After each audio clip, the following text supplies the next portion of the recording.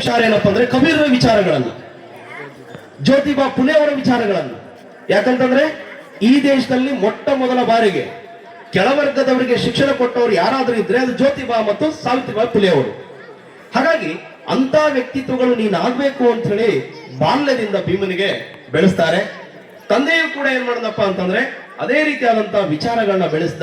ಆ ವಿಚಾರದಿಂದ ಬೆಳೆದಂತ ಭೀಮ ದೈತ್ಯನಾಗಿ ಬೆಳೆದು ತನ್ನ ಸಮುದಾಯಕ್ಕಷ್ಟೇ ಅಲ್ಲದೆ ಈ ದೇಶದಲ್ಲಿರ್ತಕ್ಕಂಥ ಸರ್ವ ಜನರಿಗೂ ಕೂಡ ಸೂಕ್ತವಾಗುವಂತ ಸಂವಿಧಾನವನ್ನ ಬರೆದು ಇವತ್ತು ನಾವು ನೀವು ಇಲ್ಲಿ ಕೂಡುವಂಗೆ ಮಾಡಿದಾನಂತಂದ್ರೆ ಅದು ಸಾಮಾನ್ಯ ಕೆಲಸ ಅಲ್ಲ. ಯಾಕಂದ್ರೆ ಒಂದು ಕಾಲ ಇತ್ತು, ಎಂತ ಕಾಲ ಇತ್ತು ಅಂತಂದ್ರೆ ಜಮೀನ್ದಾರರು ಪಾಳ್ಯಗಾರರು ಎದುರು ಬಂದ್ರೆ ಎದುರು ಹೋಗಂಗಿರ್ಲಿಲ್ಲ. ತಲೆಯಲ್ಲಿರ್ತಕ್ಕಂಥ ಟವೆಲ್ ಅನ್ನ, ಸೀರೆಯ ಸೆರಗನ್ನ ತೆಗೆದು ತಲೆ ಬಗ್ಸಿ ಅವ್ರ ಮುಂದೆ ನಿಲ್ಬೇಕಾದಂತ ಒಂದು ಕಾಲ ಇತ್ತು. ಆ ಕಾಲ ಇವತ್ತಿಲ್ಲ. ಯಾಕಂದ್ರೆ ಅವತ್ತು ರಾಜಪ್ರಭುತ್ವ ಇತ್ತು, ರಾಜರಿದ್ರು.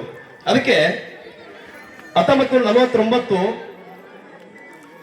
ನವೆಂಬರ್ 26ಕ್ಕೆ ಸಂವಿಧಾನ ಸಮರ್ಪಣೆ ಆದ್ಮೇಲೆ ಡಾಕ್ಟರ್ ಬಾಬಾ ಸಾಹೇಬ್ ಹೊರಗಡೆ ಬಂದು ಭಾಷಣ ಮಾಡ್ತಾರೆ.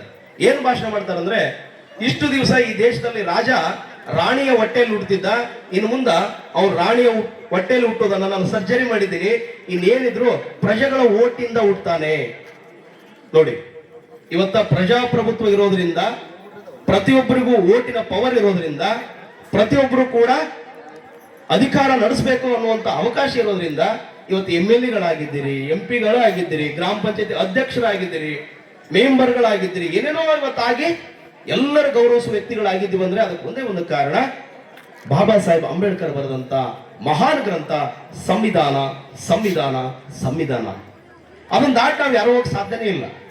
ಇಲ್ಲಾಂದ್ರೆ ಯಾರ ಮ್ಯಾಗ ಯಾರು ಬೇಕಾದ್ರೂ ದೌರ್ಜನ್ಯ ಮಾಡ್ತಿದ್ರು. ಅದಕ್ಕೊಂದು ಸಿಸ್ಟಮ್ ಅಂತ ಕರಿತೀವಿ ನಾವು.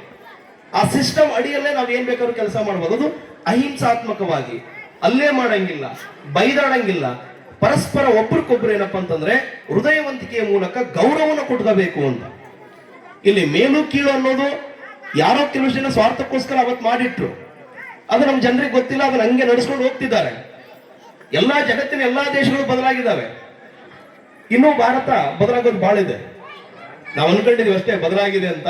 ಇವತ್ತು ಭಾಷಣ ಮಾಡಿದ ತಕ್ಷಣ ಬದಲಾಗುತ್ತೆ ಅಂತ ನಾನೇನು ಬಯಸಿಲ್ಲ. ನನ್ನ ಭಾಷೆಯಿಂದ ಇಲ್ಲಿ ಬದಲಾವಣೆ ಆಗೋದನ್ನು ಕೂಡ ಸಾಧ್ಯನೇ ಇಲ್ಲ. ಅದು ಏನಿದ್ರೆ ಅವರವರ ಹೃದಯದಿಂದ ಮಾತ್ರ ಸಾಧ್ಯ. ನಾವೆಲ್ಲರೂ ಮನುಷ್ಯರು, ಮಾನವೀಯ ಮೌಲ್ಯಗಳು ಉಳ್ಳವರು ಅನ್ನುವುದನ್ನು ಇಟ್ಕೊಂಡ್ಬಿಟ್ರೆ ಸರ್ವರು ಕೂಡ ಪ್ರೀತಿಯಿಂದ ಬಾಳೋದಕ್ಕೆ ಸಾಧ್ಯ. ಅಂತ ಒಂದು ಪ್ರೀತಿಯಿಂದ ಬಾಳೋದಕ್ಕೆ ಒಂದು ಅದ್ಭುತವಾದಂತ ದಾರಿ ಹಾಕೊಟ್ಟವರು, ಮಾರ್ಗ ಹಾಕೊಟ್ಟವರು ಅಂದ್ರೆ ಅದು ಬಾಬಾ ಸಾಹೇಬ್ ಅಂಬೇಡ್ಕರ್ ಅಂತೇಳಿ. ಅವ್ರ ಜೀವನದಲ್ಲಿ ನೂರಾರು ಸಾವಿರಾರು ಸ್ವಾರಸ್ಯಕರವಾದಂತ ಘಟನೆಗಳು ನಡೀತವೆ.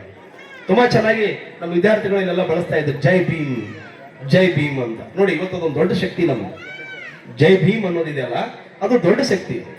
ಹಾಗೆ ಗೊತ್ತಿರಲಿಲ್ಲ ನಮ್ಮ ತುಂಬಾ ಜನ ವಿದ್ಯಾರ್ಥಿಗಳು ಜೈ ಭೀಮ್ ಅಂತ ಹೇಳಿ ಮೊದಲ ಬಾರಿಗೆ ಯಾರು ಬಳಸಿದ್ರು, ಯಾವಾಗ ಬಳಸಿದ್ರು ಅಂತಂದ್ರೆ 1937ರ ಸಂದರ್ಭದಲ್ಲಿ ಬಾಂಬೆ ಪ್ರಾಂತೀಯ ಶಾಸಕಾಂಗಕ್ಕೆ ಇಲೆಕ್ಷನ್ ನಡೀತದೆ. ಅವಾಗ ಮಾನ್ಯ ಅಂಬೇಡ್ಕರ್ ಅವರು ಲೇಬರ್ ಪಾರ್ಟಿ ಕಟ್ಟಿರ್ತಾರೆ, ಕಾರ್ಮಿಕ ಪಕ್ಷ ಅಂತೇಳಿ. ತಮ್ಮ ಪಕ್ಷದಿಂದ ಸುಮಾರು ಒಂದು 17 ಜನ ಕ್ಯಾಂಡಿಡೇಟ್ ಹಾಕಿರ್ತಾರೆ. ಅವರು ಕರ್ನಾಟಕದಿಂದ ಕೂಡ ಒಂದು ಕ್ಯಾಂಡಿಡೇಟ್ ಹಾಕಿರ್ತಾರ. ಎಲ್ಲಿಂದ ಅಂದ್ರೆ ಬೆಳಗಾವಿ ಜಿಲ್ಲೆಯ ಚಿಕ್ಕೋಡಿ ತಾಲೂಕಿನಿಂದ ಬಲವಂತರಾವ್ ಹನುಮಂತರಾವ್ ವರಾಳೆ ಅಂತ ಅವ್ರ ಹೆಸರು. ಅವ್ರು ನಿಂತ್ಕೊಂಡಿರ್ತಾರೆ, ಕಾಂಗ್ರೆಸ್ ವಿರುದ್ಧ ನಿಂತ್ಕೊಂಡಿರ್ತಾರೆ. ಅವತ್ತು ಅವಾಗ 17 ಜನರಲ್ಲಿ 15 ಜನ ಗೆದ್ದು ಬರ್ತಾರೆ. ಆ 15 ಜನರು ಗೆದ್ದು ಬಂದಾಗ ಇದು ಭೀಮನ ಜಯ, ಇದು ಭೀಮನ ಜಯ ಅಂತ ಹೇಳಿ ಮೊಟ್ಟ ಮೊದಲ ಬಾರಿಗೆ ಬಾಬು LH ಅರದಾಸ್ ಅನ್ನುವಂತ ಮರಾಠಿ ಪತ್ರಿಕೆಯ ಒಬ್ಬ ಪತ್ರಕರ್ತ ಮಹಾರಥ ಅನ್ನುವಂತ ಒಂದು ಪತ್ರಿಕೆಯಲ್ಲಿ ಮೊದಲ ಬಾರಿಗೆ ಜೈ ಭೀಮ್ ಅನ್ನುವಂತ ಹೆಸರನ್ನ ಬಳಸ್ತಾನೆ. ಅಂದ್ರೆ ಜಹೀಂದ್ ಅಂತ ಏನ್ ಕರಿತೀವಲ್ಲ, ಆ ಜಹೀಂದ್ ಅನ್ನುವಂತ ಘೋಷಣೆಗಿಂತ 8 ವರ್ಷ ಮುಂಚೆನೆ ಜೈ ಭೀಮ್ ಅನ್ನುವಂತ ಘೋಷಣೆ ಹುಟ್ಟಿತ್ತು. ಆದ್ರೆ ಅಂಬೇಡ್ಕರ್ ಅವರು ತಮ್ಮ ಲೆಟರ್ ಅಲ್ಲಿ ಅವರು 1949ರ ನಂತರ ಅವರು ಬಳಸುವುದಕ್ಕೆ ಶುರು ಮಾಡ್ತಾರೆ. ಇದು ಜೈ ಭೀಮ್.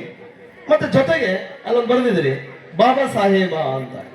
ಈ ಬಾಬಾ ಸಾಹೇಬ ಅನ್ನುವಂಥ ಪದವನ್ನು ಯಾವಾಗ ಬಳಸಿದ್ರು, ಯಾಕೆ ಬಳಸಿದ್ರು ಅಂತಂದ್ರೆ, ಈ ದೇಶದಲ್ಲಿ ಒಂದು ಪದ್ಧತಿ ಐತಿ, ಯಾರು ಒಳ್ಳೆಯವರು ಇರ್ತಾರೋ ಅವ್ರನ್ನ ದೇವ್ರು ಮಾಡ್ಬಿಡ್ತೀವಿ ನಾವು. ದೇವ್ರು ಅಂತ ಮನುಷ್ಯ ಅಂತೀವಿ, ಇಲ್ಲ ದೇವ್ರು ಮಾಡ್ಬಿಡ್ತೀವಿ ಅಲ್ವಾ. ಈಗ ನೋಡಿ, ಹಾರ ಹಾಕಿದ್ವಿ, ಆಮೇಲೆ ಅಂತ ಉದಿನ ಕಡ್ಡಿ ಬೆಳಗಿದ್ವಿ, ಕಾಯಿ ಹೊಡೆದ್ವಿ. ತಮಾಷೆ ಏನ್ ಗೊತ್ತಾ, ಇದು ಯಾವುದನ್ನು ಅಂಬೇಡ್ಕರ್ ಅವರು ಇಷ್ಟಪಡ್ತಿರ್ಲಿಲ್ಲ. ಮೂರ್ತಿ ಪೂಜೆಯನ್ನ ವಿರೋಧ ಮಾಡಿದವರು ಅವರು. ಬಟ್ ನಾವು ಹಂಗಲ್ಲ, ಯಾರು ಒಳ್ಳೇದು ಮಾಡ್ತಾರೋ ಅವ್ರನ್ನ ದೇವ್ರ ಮಾಡಿ ಕೂಡಿಸುವಂತ ಒಂದು ಬಂದು ಒಟ್ಟ ನಮಗೆ ಕಾಯಿ ಹೊಡೆದ್ರೆ ಸಮಾಧಾನ, ಊದುಬತ್ತಿ ಹಚ್ಚಿದ್ರೂ ಸಮಾಧಾನ. ಆದ್ರೆ ನಾವು ಅಂಬೇಡ್ಕರ್ ಅವ್ರಿಗೆ ಗೌರವ ಕೊಡ್ಬೇಕಂದ್ರೆ ಅದು ಯಾವುದು ಮಾಡಬಾರ್ದು.